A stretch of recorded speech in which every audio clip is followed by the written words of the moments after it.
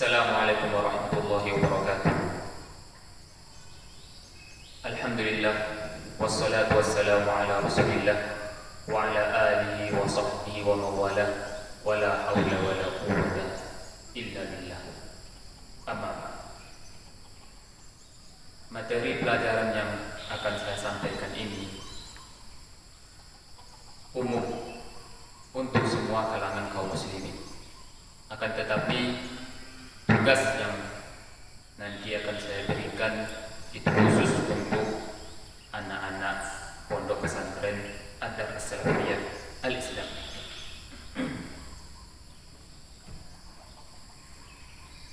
Materi ini berkaitan dengan sejarah para nabi. Para nabi yang disebutkan di dalam Al-Quran dan As-Sunnah itu memiliki tujuan penyebutan. Tujuannya tentu agar kita dapat mencontoh para nabi tersebut. Apabila satu orang nabi saja, maka kita belum tentu dapat mencontoh nabi tersebut di dalam segala sisi kehidupan kita, karena kehidupan manusia itu berbeda-beda. Maka terdapat banyak contoh di dalam Al-Quran dan As-Sunnah agar bisa dicontoh oleh umat Islam sepanjang masa, apapun keadaan mereka. Nabi yang pertama telah kita ketahui semua, yaitu adalah Nabi Adam alaihissalam. Telah kita ketahui bersama bahwasanya Nabi Adam diciptakan oleh Allah Subhanahu wa taala di surga. Kemudian beliau melakukan kesalahan, yaitu memakan buah dari pohon yang dinamakan pohon khuldi. Kemudian setelah itu beliau diturunkan oleh Allah Subhanahu wa taala ke dunia dan dikeluarkan dari surga. Tetapi apakah kita semua mengetahui apa penyebab Nabi Adam melakukan atau melanggar larangan yang telah disebutkan oleh Allah Subhanahu wa taala? Padahal coba bayangkan, sekarang kita berada di dalam surga. Surga itu, apabila kamu melihat surga, kamu melihat sebuah kerajaan yang besar dan nikmat yang banyak, sebagaimana di dalam surat Al-Insan.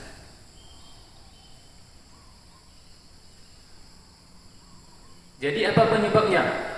Padahal di dalam surga itu banyak nikmat Allah Subhanahu wa taala, kerajaannya besar sekali. Yang dilarang itu hanya satu saja, satu pohon itu jangan didekat, jangan dimakan, maksudnya pohon tersebut. Tetapi Nabi Adam malah melakukan yang dilarang oleh Allah Subhanahu wa taala. Ada beberapa penyebab. Yang pertama, perlu dipahami bahwasanya ketika itu Adam masih seorang pemuda. Seorang pemuda memiliki harapan, memiliki cita-cita, memiliki impian untuk hidupnya yang akan datang. Kalau kamu berada di dalam surga, yang melihat, yang di situ dapat kita lihat banyak kenikmatan dan kerajaan yang besar, tentu yang kamu inginkan adalah kerajaan yang gak hilang-hilang, itu abadi. Dia sendiri atau kita sendiri tidak mati-mati, yaitu abadi juga. Dan itulah yang diharapkan oleh Nabi Adam ketika itu. Dan dari situlah saya masuk, dari cita-cita dan impian, dari situlah saya masuk. Setan berkata kepada Nabi Adam, "A'udzubillahi minasyaitonir rajim. Hal adulluka 'ala syajaratil khuldi wa mulkin la yablah. Qala ma nahakuma rabbukuma an hadhihi syajarah illa an takuna malakaini aw takuna minal khalidin." Yang pertama dikatakan, apakah kamu ingin saya tunjukkan pohon keabadian? Pohon keabadian, kalau makan dari pohon itu abadi, enggak hilang kenikmatan surganya, nggak dikeluarkan dari surga, dan nggak mati-mati kayak malaikat. Dari sinilah setan masuk di dalam menggoda Nabi Adam, dan inilah kesalahan-kesalahan anak cucu Adam dari zaman dahulu sampai nanti zaman mau kiamat. Karena setiap anak cucu Adam itu memiliki harapan, memiliki impian, memiliki cita-cita, tapi apakah mereka mau mendapatkan cita-citanya tersebut dengan jalan yang telah ditetapkan oleh Allah Subhanahu wa taala? Apa jalan yang telah ditetapkan oleh Allah Subhanahu wa taala untuk kekal di dalam surga? Yaitu dengan melakukan perintahnya dan meninggalkan larangannya. Insya Allah Adam, saya dan semuanya, kamu juga akan masuk surga dan kekal di dalam surga. Tetapi Adam ingin cepat-cepat mendapatkan hal tersebut, maka beliau memakannya. Kemudian terjadilah apa yang terjadi. Sekarang apabila seorang ingin masuk kuliah, itu dengan cara yang telah diketahui bersama, yaitu sekolah, dapat ijazah, kemudian mendaftar kuliah, bukan dengan cara membeli ijazah kemudian kuliah. Itu cara yang salah. Seorang bercita-cita menjadi PNS, menjadi polisi atau tentara misalnya, caranya yaitu bawa ijazah, kemudian mendaftar, kemudian tes, bukan dengan cara ambil uang, bukan dengan cara seperti itu. Maka dari sinilah, dari cita-cita inilah setan akan selalu masuk ke dalam hati anak cucu Adam untuk menggodanya dari pintu cita-cita. Maka hati-hati kalau kamu memiliki sebuah harapan berupa dunia, berupa wanita, berupa pangkat, maka jangan mendapatkannya melalui cara yang dilarang oleh Allah Subhanahu wa taala. Karena cara itu pasti tidak akan berkah, sebagaimana tidak berkahnya cara yang dilakukan oleh Adam alaihissalam. Kemudian penyebab kedua adalah setan tersebut terus-menerus menekan Adam sehingga Adam merasa sempit. Setan itu tidak sekali dia menggoda Adam alaihissalam. Dia katakan, apakah kamu mau saya tunjukkan pohon keabadian? Kemudian dia katakan, kalian itu tidak dilarang oleh Allah Subhanahu wa taala. Itu sebenarnya tujuannya agar kalian itu tidak kekal di dalam surga ini, agar kalian tidak menjadi malaikat yang tidak mati-mati, atau agar kalian tidak dikeluarkan dari surga ini sehingga kerajaan kalian tidak abadi. Bahkan yang pertama kali dilakukan oleh iblis memberikan nama pohon tersebut dengan nama yang keren, yaitu syajaratul khuld, yaitu pohon keabadian. Itu nama dari iblis, bukan nama dari Allah Subhanahu wa taala. Itu iblis yang memberikan nama syajaratul khuld. Kemudian dikatakan iblis juga menggoda Nabi Adam tersebut dalam banyak keadaan. Menggoda langsung di hatinya, dan dikatakan juga di Israiliyat iblis tersebut menggodanya melalui di alam nyata, yaitu beliau berubah menjadi hewan. Ada yang mengatakan berubah menjadi ular atau menjadi hewan-hewan lain, sehingga Nabi Adam itu merasa sempit. Hatinya mengatakan seperti ini, kemudian ada yang mengatakan seperti ini, ada yang mengatakan seperti ini, ada yang mengatakan seperti ini, sehingga Adam alaihissalam yang di surga itu lapang sekali, tetapi karena dia mendengar banyak hal tentang pohon tersebut, maka ia merasa sempit. Bayangkan, minuman, semua bentuk minuman itu halal, dihalalkan oleh Allah Subhanahu wa taala. Tetapi Allah Subhanahu wa taala hanya mengharamkan minuman keras, Hanya satu minuman keras saja yang diharamkan oleh Allah Subhanahu wa taala. Akan tetapi apabila kita terus mendengarkan tentang minuman keras ini bikin kita kuat, bikin kita bangga, bikin kita seperti ini, sehat seperti ini, maka nanti kita akan mengatakan Allah ini semuanya haram sama dia. Islam ini semuanya yang haram sama dia. Padahal semuanya halal, satu itu diharamkan. Tetapi karena kita telah merasa sempit, karena terus mendengar hal-hal seperti itu, maka kita mengatakan semuanya yang diharamkan. Semuanya yang diharamkan. Asal ada yang enak-enak pasti haram. Padahal enggak, yang diharamkan itu cuma satu.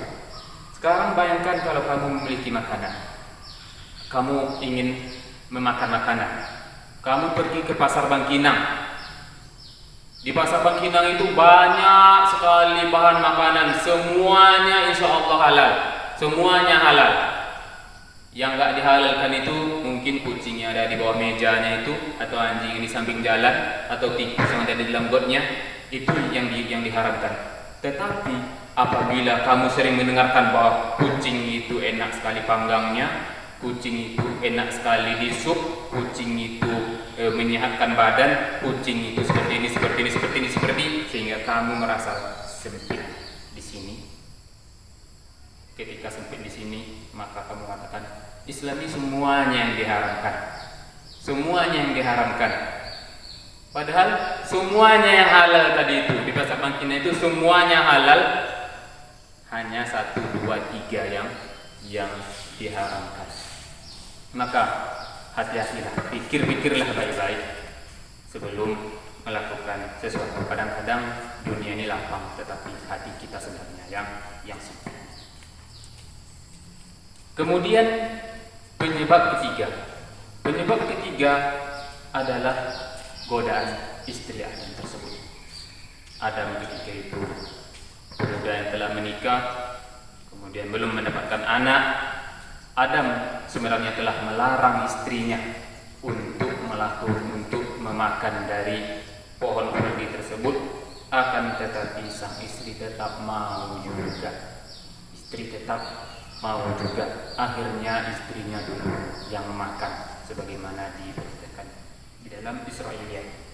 Nabi Muhammad SAW bersabda, "Laula Hawa lam tahul zawjaha." Kalau enggak karena Hawa dahulu, maka tidak ada perempuan yang menyelisihi larangan suaminya. Dilarang oleh suami tetap mau juga. Maka hati-hatilah sebagai seorang perempuan, jangan menggoda kepada hal-hal yang tidak baik, dan sebagai seorang laki-laki jangan tergoda dengan wanita.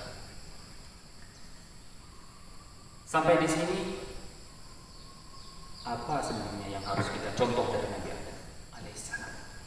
Yang kita contoh dari Nabi Adam alaihissalam itu adalah taubatnya beliau dan taubatnya istri beliau. Beliau pertama, beliau mengakui kesalahannya, dan ini sangat sulit. Enggak semua orang yang mau mengakui kesalahannya, bahkan mau dia bersumpah berbohong, yang penting tidak ketahuan dia salah. Maka yang paling penting itu pertama kali bertobat, mengakui kesalahan. Jangan dah terdesak, dah ketahuan bohong baru ngaku. Kemudian yang kedua, beliau meminta maaf, meminta ampun kepada Allah Subhanahu wa taala. Dan ini juga sulit. Banyak orang yang telah jelas-jelas salah tapi nggak mau maaf, nggak mau minta maaf, sombongnya ada di dalam hatinya. Maka hati-hati. Yang ketiga dan yang paling penting, beliau tidak lagi mengulangi kesalahannya tersebut. Ketika beliau telah dihukum oleh Allah Subhanahu wa taala, dikeluarkan dari surga, diturunkan ke bumi, maka kemudian beliau menjadi orang yang soleh. Beliau tidak mengulangi kesalahan yang pernah beliau lakukan dahulu, enggak mengulangi lagi, dan itulah taubat yang nasuha. Maka bagi kita, apabila kemarin telah ketahuan mencuri, maka besok jangan mencuri lagi, tapi taubatlah dengan taubat yang nasuha. Apabila liburan kemarin telah ketahuan pacaran, maka liburan ini taubatlah. Jangan seperti Seperti sebagian orang yang dah ketahuan liburan kemarin pacaran, liburan sekarang pacaran lagi, mencari-cari godaan lagi. Yang seperti itu tuh adalah orang-orang yang tidak meniru kepada Nabi Adam. Padahal Nabi Adam itu adalah kakek kita sendiri, Hawa. Hawa itu adalah nenek kita sendiri, kakek kandung dan nenek kandung kita. Patut bangga dengan Adam dan Hawa yang telah berhasil taubat nasuha. Patutlah kita sebagai cucu mereka, kita tiru taubatnya mereka dan tidak kita ulangi kesalahan-kesalahan yang pernah kita lakukan. Kita cukupkan sampai di sini.